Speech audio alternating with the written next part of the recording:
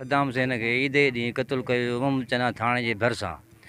जवाबदार जेके आहिनि सो क़ातुल सरेआम थाणे जे अॻियां फायरिंग कंदा ऐं विया, पुलिस को बि एक्शन न खयो। असांजे DIG सखर, SP खैरपुर, जेको आहे माना सूबेदारो, DSP पंधु करे करे थकिजी पिया आहियूं। बसि रुॻो कूड़ा दिलासा ऐं पैसनि जे लाइ असां ॻाल्हि जेको आहे माना वठां रहंदो बि असांखे माना हरजी पैसा बि असां कोन था घुरनि। जवाबदार सरेआम घुमंदा था अचनि, हथियार खयूं ममचना थाणे जी हद में सरेआम घुमंदा था अचनि। पुलिस को बि उन्हनि खे माना क़दम हुननि ते न खयों आहे, न जवाबदार गिरफ़्तार कया आहिनि।